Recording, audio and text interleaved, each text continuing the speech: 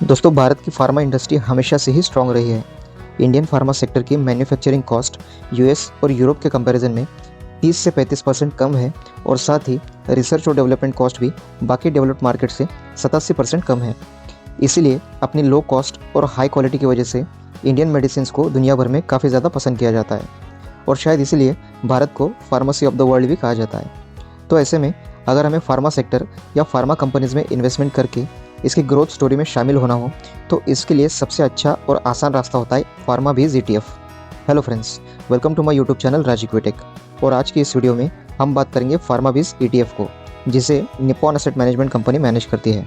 दोस्तों, आज की ये वीडियो इन्फॉर्मेशन पर्पज़ के लिए बनाई गई है।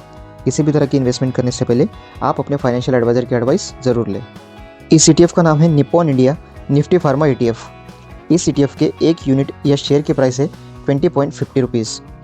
आपके डीमैट अकाउंट में आपको ये फार्माबीज नाम से मिल जाएगा। इसे आप अपनी लिस्ट में ऐड करके डायरेक्टली अपने डीमैट अकाउंट से बाय कर सकते हो। ETF की एक साल की लो और हाई प्राइस अगर हम देखें तो 17 रुपये लो प्राइस और 24.65 रुपये की हाई प्राइस ये पहले भी दिखा चुका है। तो उस हिसाब से अभी भी ये 20.50 प्राइस हमें 20% सस्ती मिल रही है शेयर बाज़ार की गिरावट की वजह से। इस ETF या फंड के पिछले रिटर्न्स को अगर हम देखें तो ये ETF 2021 में लॉन्च किया गया था, इसीलिए हमें यहाँ 5 साल की रिटर्न्स नहीं दिखाई देंगे। लेकिन पिछले 3 साल में लगभग 17% और इस साल मार्केट में गिरावट की वजह से थोड़े से कम यानी कि लगभग 5% के रिटर्न्स इस ETF ने दिए हैं। इस ETF के पास 866 करोड़ के फंड्स हैं जो कि निफ्टी फार्मा सेक्टर की 20 कंपनीज़ के शेयर्स में इन्वेस्टेड है, जिसमें सबसे ज़्यादा यानी कि 25% रकम सन फार्मास्यूटिकल्स के शेयर्स में इन्वेस्टेड है। बाकी बड़ी कंपनीज़ की हम बात करें तो इसमें Cipla, doctor Reddy's, Divi's lab, Lupin, Aurobindo pharma, Torrent pharma, Alkem lab, Mankind pharma, Zydus life sciences, Laurus lab, Glenmark pharma, Ipca lab, Biocon, Abbott, JB chemical, Gland pharma, Ajanta pharma, Natco pharma और ग्रैन्यूल्स इंडिया जैसी इंपॉर्टेंट कंपनीज शामिल हैं। इस ETF के चार्ट पर अगर हम थोड़ा ध्यान दें तो ये अपने लाइफ टाइम हाई प्राइस से 40% रिट्रेस हो चुका है। फिलहाल मार्केट में चल रही गिरावट की वजह से और डोनाल्ड ट्रंप के आने से फार्मा सेक्टर में और कितनी गिरावट आएगी ये कहना थोड़ा मुश्किल है, लेकिन मंथली SIPs स्टार्ट करने के लिए ये टाइम सबसे परफेक्ट है।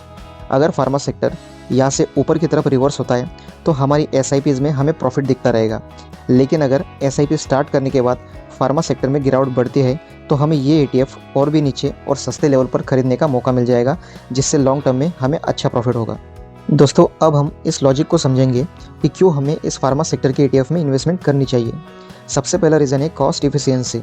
इंडिया में स्किल्ड लेबर कॉस्ट काफ़ी कम है। कम कॉस्ट में क्वालिटी मेडिसिन बनाने में इस रीज़न का भी काफ़ी बड़ा रोल है। दूसरा रीज़न है economic drivers.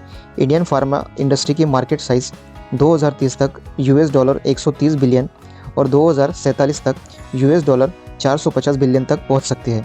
Indian pharma companies financial year 2025 तक 9 से 11% की रेवेन्यू ग्रोथ अचीव करती हुई हमें दिखाई देंगी।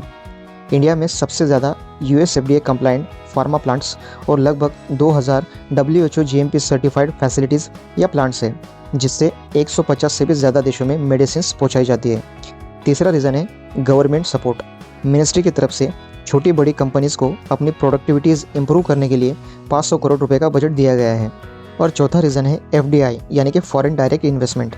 ग्रीन फील्ड और ब्राउन फील्ड फार्मा प्रोजेक्ट्स के थ्रू 100% और 74% फॉरेन डायरेक्ट इन्वेस्टमेंट को अलाउ किया गया है, जिससे फार्मा इंडस्ट्री में बड़ी इन्वेस्टमेंट्स आने वाले समय में हमें देखने को मिलेगी। दोस्तों, आज की वीडियो आपको कैसी लगी मुझे कमेंट में ज़रूर बताएं और प्लीज़ इस चैनल को लाइक, सब्सक्राइब और शेयर कीजिए। मिलते हैं अगली वीडियो में। Thank you.